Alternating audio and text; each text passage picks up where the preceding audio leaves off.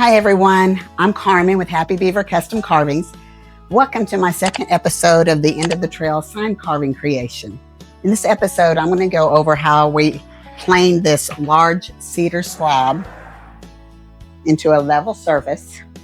And then I'm going to continue to sand the edges down, make them very pretty, and chisel out some of this extra bark that's in this little crevice right here. You'll also see several videos of me doing that probably in the middle of the night as I go passing or whatever, because that's what I do. And I said I would make you part of pretty much everything that I do with this board. So excuse the pajamas and the no makeup, and God only knows what else you'll have to look at. Before I get started though, I'd like to take a quick shout out to my friends in Arizona with makeawoodsign.com. My friends Eric and Ryan and Vicky and their whole family, they're just beautiful people. They are second and third generation family sign carvers, and they have truly done some miraculous thing for our sign carving community. Their YouTube channel has like 66 or 67,000 followers, and they are very impressive. As a 30-year nurse, I never expected I would become a sign carver, but the moment I saw Eric Roten's very first video that I watched, I was hooked. So I'm going to have a link to their website if you ever think that you might be interested in sign carving. Unfortunately, you can catch the bug and become an addict too. So love you all, Rotens. We all do. All right, here we go. Let's get started. Mask, goggles, and hair protection. Safety first.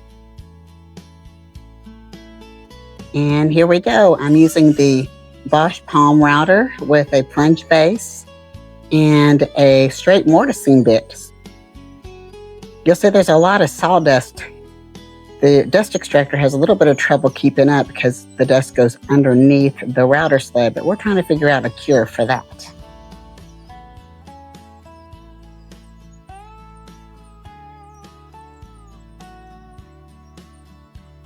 Just going down the board both ways, just enough to take the surface off and make it level.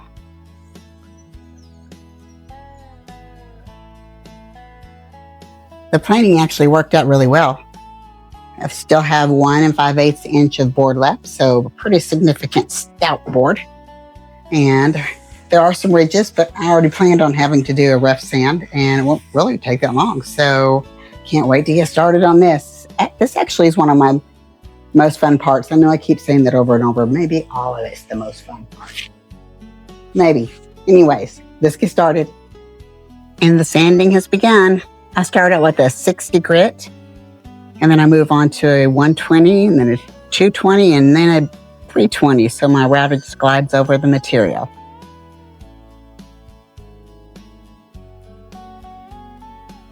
I wish I did sand this fast. Making sure I'm rounding off the edges. That way the clear coat will eventually stick to it very well. On the corners, it doesn't stick quite as well.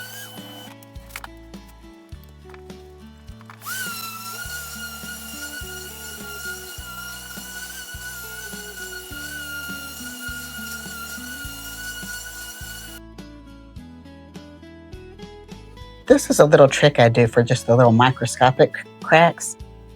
But the glue's still wet inside the cracks.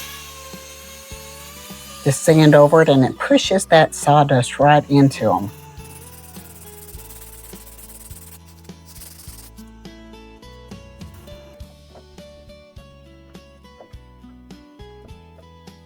Ta-da! I'm so excited. We actually get to use the full 42 inches of this board. The customer says he has space, so I'm excited. Yes! Today is going to be a fun day. I can't wait. We're going to get started with cleaning out some of this little crevice here where all this bark is. If you look underneath, you see all that. We're going to clean that out. Going to kind of shine it up, round it out, give it a really beautiful natural appearance, but still stay very rustic on the top of the sign. I'm going to be working with my handy dandy Dremel tool. And it's going to have all these little Kutzale burrs that look really, really mean. And they are really, really mean if you choose to let your finger touch them. So don't do that. And also some chisels and a lot of sanding and a lot of smoothing. This is a process that's going to be going on all throughout the sign carving. I'm just going to show a little snippet of it because sometimes I go in during the night and do a little bit more, or if I'm passing by, I'm like, oh, let me just touch it one more time. And just a little bit at a time makes it more fun to play with. So let's get started. For this process, I like to use chisels, and I use the Kutzale burrs and just a lot of sandpaper, trying to make everything as smooth as possible. Don't want all that trash right in the middle of it. This is why it's hard to keep good fingernails.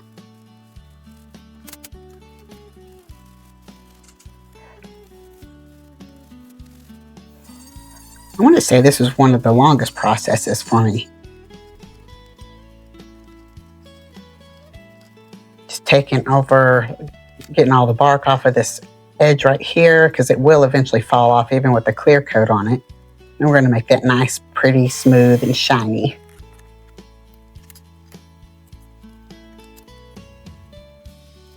And it's real deep in there. All kinds of bark. It's the wonders of cedar. And now it's time to start working on the design process. I actually already started this because I didn't know which direction I wanted to go, and I went about a million different directions. But I will go over right now how I put the letters on the board. And I'm going to be using the Cricut machine. So I'm going to go through the design process. Just typing in the title, then change the fonts, line everything up, get it ready to go. Just the measurements, put it on the board, and it'll run through and have everything cut out. And then we'll weed away what we don't want. That way when I stick it down, I can just spray paint over it and it's on the board. This is transfer paper. It helps to keep everything from wrinkling as we're putting it on the board. Make sure the board's very clean with alcohol and dry. Line it all up. And ta-da! There it is. A little paint, let it dry. And there's our title. Here we are at the conclusion of episode 2, where we planed the board, sanded it down, cleaned up the ends, and cleared out the crevice, and began the artwork by using the Cricut for the letters. I did some carbon paper from a picture of their property for some of the background here, and also for the horse, and did some freehand drawing. I hope you enjoyed this episode. If you did, please like and subscribe. And in the next episode, we'll start carving this board. Yay!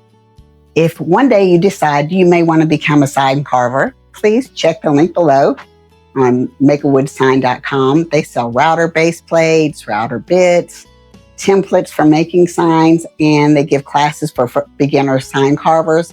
And they also have a YouTube channel that has thousands of videos that has everything that I have learned and applied in my 4 years of sign carving.